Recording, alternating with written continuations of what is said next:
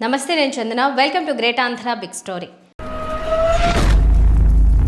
Party అవసరాలను బట్టి, అభ్యర్థుల బలాబలాలను బట్టి, ఆయా ప్రాంతాల్లో ఉన్న ప్రజాదరణను బట్టి పార్టీకి మేలు చేయగల, పార్టీ ప్రతిష్టను పెంచగల సామాజిక వర్గ సమీకరణాలను బట్టి నాయకులను అటు ఇటుగా మార్చడం ముఖ్యమంత్రి జగన్మోహన్ రెడ్డి ప్రస్తుతం చేస్తున్న కసరత్తు. సిట్టింగులకు కొత్త నియోజకవర్గాలను కేటాయించడం, ఎమ్మెల్యేలను ఎంపీలుగాను, ఎంపీలను ఎమ్మెల్యేలుగాను బరిలోకి దించాలని అనుకోవడం కూడా ఇలాంటి కసరత్తులో భాగంగానే జరుగుతోంది. ఎలాంటి ప్రయత్నమైనా సరే అంతిమంగా పార్టీ ప్రయోజనాలను, ప్రజా ప్రయోజనాలను లక్షించే ఉంటుంది. మరోసారి విజయం దక్కించుకోవాలనే కోరికతోనే సాగుతుంది. ఈ కసరత్తులో చోటు చేసుకుంటున్న అపసవ్యతలు, వాటిని దిద్దుకోవడానికి పడుతున్న పాట్లు, రోజుల వ్యవధిలోనే నిర్ణయాలను వెనక్కు తీసుకుంటూ వేస్తున్న తడబాట్లు, తప్పటడుగులు, ఇవన్నీ కలిసి ముఖ్యమంత్రి జగన్మోహన్ రెడ్డి ఇమేజ్ని దెబ్బతీసేలా మారుతున్నాయి. ఆయన నిర్ణయాత్మక శక్తిపై ప్రజల్లో సందేహాలు కలిగేలా చేస్తున్నాయి.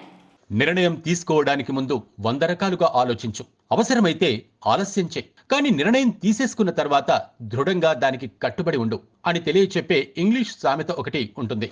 జగన్ ఈ సామెతను తెలుసుకోవాలి. తడబడుతున్న నిర్ణయాలు కొన్నే అయినప్పటికీ ఆయన నిర్ణయాత్మక శక్తి మీద ప్రజలకు, అభిమానులకు ఉండే నమ్మకానికి గండి కుట్టడానికి అవి చాలు. కొన్ని నిర్ణయాలు ఎందుకు తీసుకుంటారో తెలియదు, అలాంటి సలహాలు ఎవరు ఇస్తున్నారో తెలియదు. సలహాదారుల ముసుగులో ఆయనకు రాజకీయ మార్గదర్శనం చేస్తున్నవారు అచ్చంగా పరువు తీయడానికి సలహాలు ఇస్తున్నారా, లేదా వారి అవగాహన లేమి పర్యవసానంగా జగన్ పరువు పోతోందా అనేది అర్థం కాని సంగతి.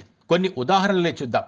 తిరుపతి ఎంపీ మద్దిల గురుమూర్తి తాను ఆ స్థానంలో ఉండటం అనేది అదృష్టంగా భావించి ప్రజలకు ఏదో ఒకటి చేయాలని తపన పడుతున్న నాయకుడిగా గుర్తింపు తెచ్చుకున్నారు. పార్టీలో సహజంగానే ఉండే చిన్న చూపు లాంటి ఇబ్బందులు ఆయనకు పుష్కలంగానే ఉన్నా ఎంపీగా తన నియోజకవర్గంలో తన ముద్ర చూపించడానికి ఎంతెంతో కష్టపడుతున్నారు. అలాంటి నాయకుడిని హఠాత్తుగా షిఫ్ట్ చేసి సత్యవేడు నియోజకవర్గానికి ఎమ్మెల్యే అభ్యర్థిగా ప్రకటించారు. అక్కడ అసమర్థుడిగా పేరు తెచ్చుకున్న కోనేటి ఆదిమూలంను తిరుపతి ఎంపీగా ప్రకటించారు.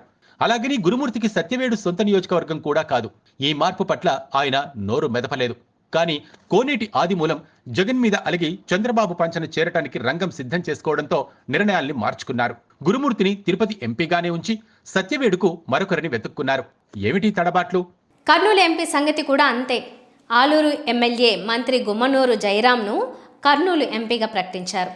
ఆయన నియోజకవర్గంలో మీటింగులు పెట్టుకుని ఎమ్మెల్యేగానే పోటీ చేస్తానని, చివరి నిమిషం దాకా ఏమైనా జరగవచ్చునని బీరాలు పోయారు. పార్టీని బెదిరించే ధోరణిలో మాట్లాడారు. ఆయన తెలుగుదేశంలోకో కాంగ్రెస్లోకో వెళతారనే పుకార్లున్నాయి. ఈ నిర్ణయం కూడా జగన్ వెనక్కి తీసుకున్నారు. దీని అర్థం ఏమిటి? అక్కడ రాజకీయ సమీకరణాలను గౌరవించి నిర్ణయం మార్చుకున్నట్లా, లేదా జయరాం ధిక్కారానికి బెదిరింపునకు జడిసి నిర్ణయం మార్చుకున్నట్లా? ప్రజలు ఎలా అర్థం చేసుకోవాలి? రాష్ట్ర వ్యాప్తంగా ఇలాంటి నిర్ణయాలు అనేకముంటున్నాయి. ఈ తడబాట్లు పార్టీ ఇమేజీని పలుచన చేస్తాయి. ఒక నిర్ణయానికి అధినేత కట్టుబడి ఉండలేకపోతున్నారని, నిర్ణయాల్లో లోపాలుంటే ముందే గుర్తించుకోలేకపోతున్నారని పార్టీ కార్యకర్తలు చులకనగా అనుకుంటున్నారు. జగన్ వ్యూహకర్తల సలహాదారుల మీద ఆధారపడి నిర్ణయాలు తీసుకుంటున్నారనేది అందరికీ తెలుసు. మరి పార్టీ పరువు, జగన్ పరువు ఉమ్మడిగా తీసేలా సలహాలు ఇస్తున్న ఇలాంటి వారిని ఆయన ఎందుకు గుర్తించలేకపోతున్నారు అనేది కార్యకర్తలకు, నాయకులకు కలుగుతున్న సందేహం. సలహాదారులు ఏం పనిచేస్తున్నారో, ఏ రకంగా పార్టీ స్థిరత్వానికి ఉపయోగపడుతున్నారో జగన్ సమీక్షించుకోవాలి. ఉదాహరణకు, ఒక ఎమ్మెల్యేను మరో ఎంపీ సీటుకు, ఒక ఎంపీని మరొక ఎమ్మెల్యే స్థానానికి మారుస్తున్నప్పుడు వారికి ముందస్తు సమాచారం ఇవ్వకుండా ఆ పని చేసేంత అమాయకత్వం, మూర్ఖత్వం ఉంటుందని అనుకోలేం. అయితే ఇలాంటి పని జగన్ స్థాయిలోనే జరగాలి. ఆ పనికి కూడా ఇతరుల మీద ఆధారపడడం, అవతలి ప్రజాప్రతినిధిని చులకన చేయడం, అవమానించడం అవుతుంది.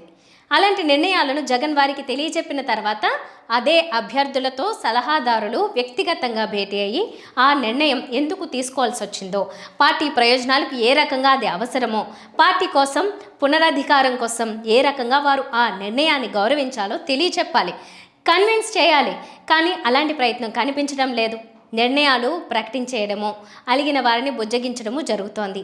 ఆ రకంగా పార్టీ పరువు మొత్తం బజారున పడుతోంది. ఇలాంటి కసరత్తు జరగడం వలన అలగక ముందే పరిస్థితులు చక్కదిద్దినట్లు అవుతుంది. ఆ సంగతి తెలుసుకోవాలి. ప్రకాశం జిల్లా రాజకీయాల్లో బాలినేని వ్యవహారం సలహాదారుల వైఫల్యానికి పరాకాష్ట. ఒకే వ్యక్తితో ముడిపడిన వ్యవహారాన్ని ఇన్ని రోజులు, వారాల పాటు సాగతీయటం అనేది జగన్ వైఫల్యం. ఇంత సాగదీత రాజీ చర్చలు జగన్ కు పార్టీ మీద ఉన్న పట్టును ప్రశ్నార్థకం చేస్తున్నాయి. బాలినేనితో వ్యవహారాన్ని సాగతీస్తున్న కొద్దీ బంధువు గనుక జగన్ జంకుతున్నారని, బాలినేని లేకపోతే ప్రకాశం జిల్లాలో పార్టీ పరిస్థితి గురించి ఆందోళన చెందుతున్నారని, రకరకాల పుకార్లకు ఆస్కారం ఇచ్చినట్లవుతోంది. వేగిరం తీసుకోవాల్సిన నిర్ణయాల్లో జాప్యం వల్ల ఒక్కోసారి చాలా పెద్ద చేటే జరుగుతోంది. ఇళ్ల పట్టాలకు నిధులు విడుదల చేయాలని బాలినేని పట్టుపట్టారు. జగన్ నిధులు విడుదల చేశారు. కానీ మధ్యలో చాలా ఆలస్యమైంది. ఈలోగా వ్యవహారం రచ్చరచ్చయింది. బాలినేని మీడియా ముఖంగా కాకుండా వ్యక్తిగతంగా అడిగిన తొలి సందర్భంలోనే ఆ నిధుల విడుదల జరిగి ఉంటే పార్టీకి పరువు నష్టం తప్పేది. ఇలాంటి అనాలోచిత పోకడలు తప్పకుండా పార్టీకి చేటు చేస్తాయి. జగన్ తప్పుదోవ పట్టిస్తున్న సలహాదారుల విషయానికి వస్తే రాజకీయేతర అంశం అయినప్పటికీ ఓ తాజా పరిణామం గురించి కూడా చెప్పుకోవాలి. కుమారి ఆంటీ మెస్ మూసివేత తిరిగి తెరవడానికి సీఎం రేవంత్ అనుమతి అనేది తాజాగా సోషల్ మీడియాలో హైలైట్ అవుతున్న అంశం. అయితే సీఎం రేవంత్ అనుమతి ఇవ్వడానికి కూడా తమ ఘనతగా వైసీపీ సోషల్ మీడియా దళాలు జగన్ వద్ద బిల్డప్లు ఇచ్చుకున్నట్లుగా తెలుస్తోంది. విషయం ఏంటంటే గతంలో కుమారి ఆంటీ జగన్కు అనుకూలంగా మాట్లాడిందని, ఆ కక్షతోనే రేవంత్ సర్కారు మూసేయించిందని వైసీపీ సోషల్ మీడియా బ్యాచ్లు ప్రచారం చేశాయి.